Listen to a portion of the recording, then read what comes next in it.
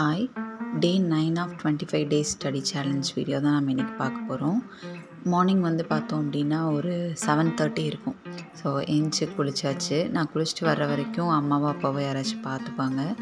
அப்போ வந்து அப்படியே விளையாடிட்டே தூங்கிடுவான். சரி, நான் அவனை தூங்க வச்சுட்டு என்னோடய ஒர்க்லாம் பார்ப்பேன்.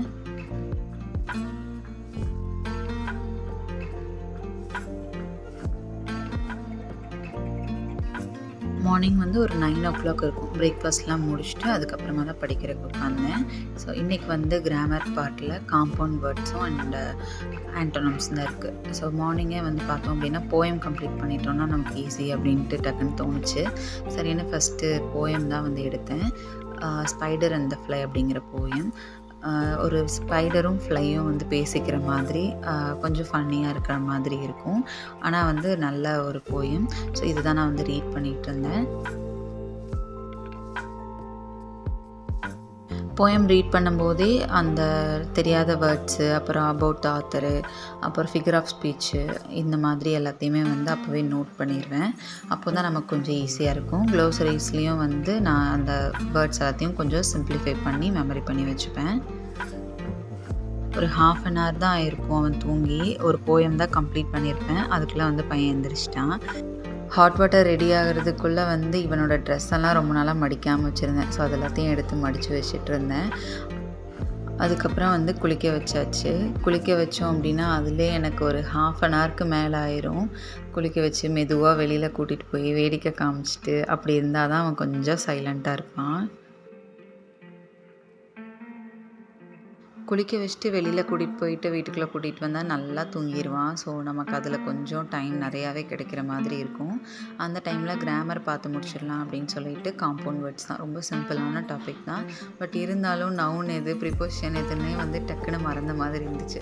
சரி, அது ஒரு தடவை பார்த்துட்டு நம்ம என்னன்னு சொல்லி எழுதி வச்சுக்கலாம். அப்புறம் ப்ரீவியஸ் இயர் கொஷின்லாம் இப்படி கேட்டிருக்காங்கன்னு சொல்லி அதையும் வந்து ஒன்ஸ் பார்த்துட்டு அப்புறம் எழுதி முடித்தேன்.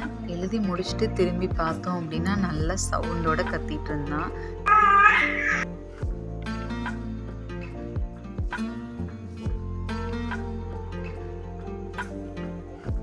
எப்போவுமே இந்த டைமில் நல்லா தூங்குவான். பட் இன்றைக்குன்னு பார்த்து தூங்கவே இல்லை. சரி, இவன் தூங்கவே மாட்டான் போல் அப்படின்னு சொல்லி உள்ளே கூட்டிகிட்டு போய் பெட்டில் படுக்க வச்சுட்டு நானும் என்னோடய ஒர்க்கை பார்த்துட்டு இருந்தேன்.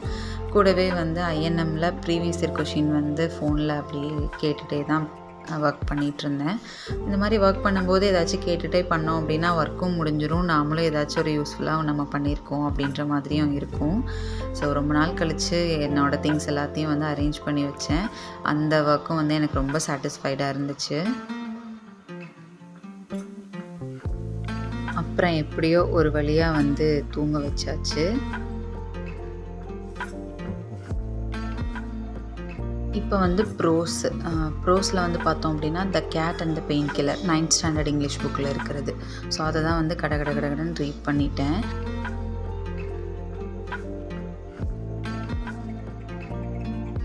அதுக்கப்புறமா பார்த்தோம் அப்படின்னா ஐஎன்எம்மில் வகுப்புவாதம் அப்படின்ற ஒரு டாபிக். ஸோ அதை வந்து எடுத்தேன். அதிகமாக ரீட் பண்ணவே முடியல. கொஞ்சம் கஷ்டமாக இருந்துச்சு. எதுவுமே புரியாத மாதிரியே இருந்துச்சு. ஒரு 2 pages கிட்ட ரீட் பண்ணியிருப்பேன். அதுக்கப்புறமா ஐஎன்எம்மில் ஒரு 6 days கிட்ட ஷெட்யூல் போட்டு தான் இந்த டாபிக்ஸ் எல்லாமே கவர் பண்ணேன். அது வந்து கொஞ்சம் புஷ் பண்ணுற மாதிரி இருந்துச்சு. சரி, ஓகே அப்படின்னு சொல்லி மீதி இருக்க டாபிக்ஸ்க்கும் இதே மாதிரியே நம்ம போட்டு வச்சிட்டோம் அப்படின்னா கவர் பண்ணிடலாம் அப்படின்ற ஒரு ஐடியா. பட் அது வந்து ப்ராப்பராக அது மாதிரியே முடிக்கல. நான் ஒரு 1 day கிட்ட எக்ஸ்ட்ரா தான் எடுத்துக்கிட்டேன். பட் இருந்தாலும் ஓகே, அது அந்த டைமில் சும்மா இல்லாமல் அட்லீஸ்ட் ஒரு ரீடாவது பண்ணுறோம். ரிவிஷன் அப்போ இன்னும் கொஞ்சம் நல்லா ரிவிஷன் பண்ணோம் அப்படின்னா நமக்கு கரெக்டாக இருக்கும். இதை முடிச்சுட்டு இங்கிலீஷில் அபவுட் த ஆத்தர் வந்து எழுதி வச்சேன். அதோட வந்து டைம் முடிஞ்சது. இதுக்கப்புறமா ஃபுல் டே வந்து ஈவினிங்லேருந்து ஃபுல்லாக பேபி கூடயே தான் இருக்கிற மாதிரி இருக்கும். நெக்ஸ்ட் வீடியோவில் மீட் பண்ணலாம். தேங்க்ஸ் ஃபார் வாட்சிங். பாய்.